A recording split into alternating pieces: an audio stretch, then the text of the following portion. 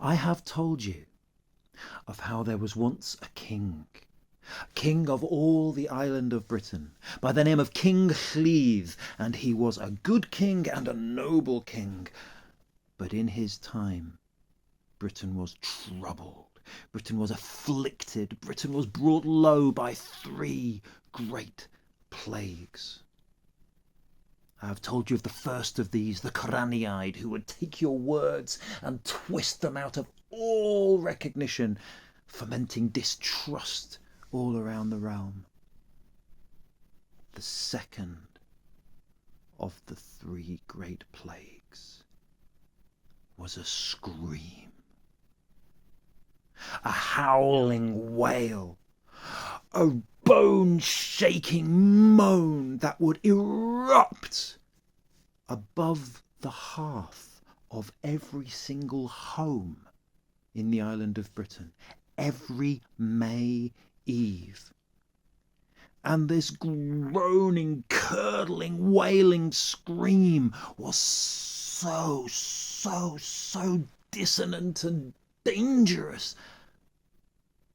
that it shook the heart of any who heard it, made the strong and the fit become pale and weak, made the young and the healthy become befuddled and bemused and lose their wits, made even the mothers of the unborn miscarry their children, brought woe and ailing to all who heard it. Not knowing what to do about this scream, Llŷdd travelled across the sea to his brother Llefelys, long since married to the daughter of the King of Gaul, and sought aid from one who he knew was wiser than he. And as their boats met in the middle of the English Channel, Llŷdd told his brother of the plagues, told him of the Coraniaid, told him of the scream. Llefelys thought long and deeply, and he told his brother Llŷdd what he thought he should do. The first thing Llŷdd did when he got home was he called for all the great surveyors of his realm, for in his time it was a realm of great knowledge and great skill and craft. And so Llŷdd brought all the surveyors together, told them to set off around the realm with all of their apparatus and all of their wits and all of their knowledge, and to measure the length and the breadth of the realm of the island of Britain. And once they had measured the length and the breadth of the realm of the island of Britain, then they should determine its exact centre point, its exact centre. And so that's what all the surveyors did. They took their apparatus and their knowledge and their wits, and they measured the length and the breadth of the island of Britain. And when they had done that, they determined that its exact centre was, of course, at Oxford, which suggests that maybe their apparatus and their wits and their knowledge were not quite the same as what produces the maps of Britain nowadays. But it turned out nonetheless that they were correct. Because what Llŷdd did then, when he came to that exact centre point of the island of Britain at Oxford, he followed Llefelys' next step, which was to get all of the engineers and the sappers and the diggers and the excavators of his realm together with their tools of their trade, and they dug down into the soil of the land, right there at the centre of the realm. And as they dug down through grit and soil and chalk and clay and down and down and down, they found a chamber. And within that chamber, they found just what Llefelys said they would find: 2 sleeping dragons. And these monstrous scaled forms were writhed, coiled around each other in the earth. But as they were uncovered, they awoke, and their blazing eyes opened, and their long fangs were bared, and they looked at each other with such disgust and such hatred, and they fell to fighting. And as they tore at each other, and as they bit at each other, and as they breathed their fiery breath, they screamed. And that was the scream that all had heard above their hearth every May Eve across the island of Britain, the scream that shook the soul and curdled the blood and made all health fail you.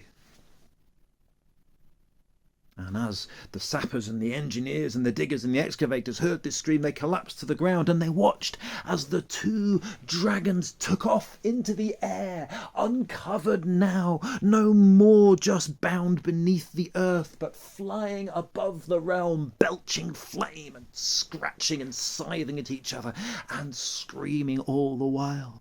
And people stopped their ears and said to themselves, "Oh, I don't see how this is helping. This only seems to have made it worse." But Llŷd looked at these two dragons from beneath his realm. This age-old conflict that was going on within the centre of his realm. And he knew what to do. His brother had prepared him well. He had already brought with him a huge vat of wine, thick, rich wine. And he had this placed above a fire that was already prepared so that the wine bubbled and steamed. And the scent of this wine floated up into the high, cold air where the two dragons still wheeled and raged above. And as the scent of the wine caught their nostrils,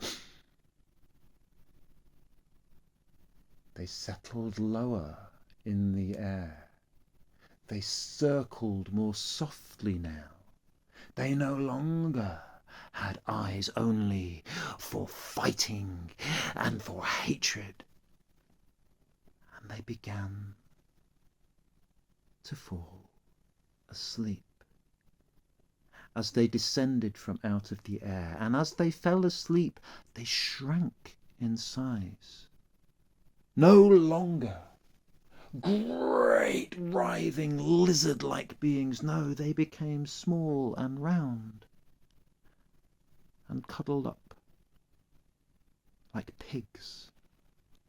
And as they came closer to the cauldron from which the scent of the wine arose, well, Llŷd threw a great sheet of silk over the cauldron, and the two pigs landed upon that sheet of silk, and their weight bore it down into the cauldron. And there they drank their fill and snuffled sleepily their dragon-like pig dreams. And with this raging conflict at the heart of the realm stilled, Llŷd then gathered up the sides of the sheet of silk and bound it tight and hauled it up out of the vat of wine, and he had the two dragons sleeping safe, wrapped up, no trouble to anyone.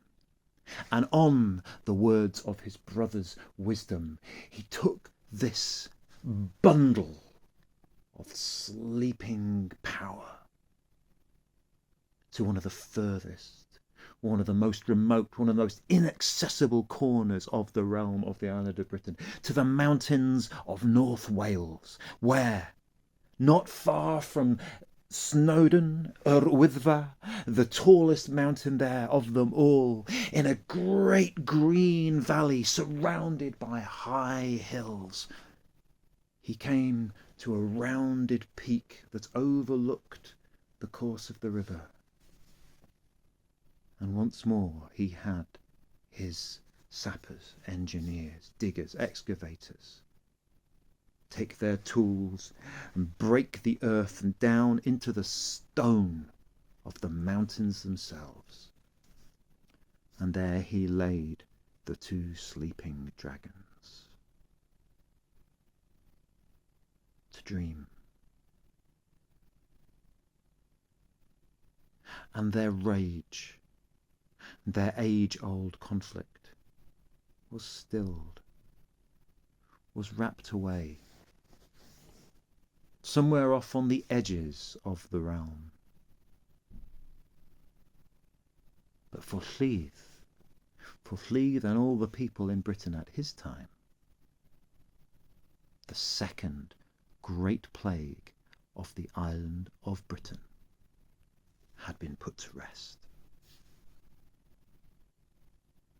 I'll come back another time and I'll tell you about the third.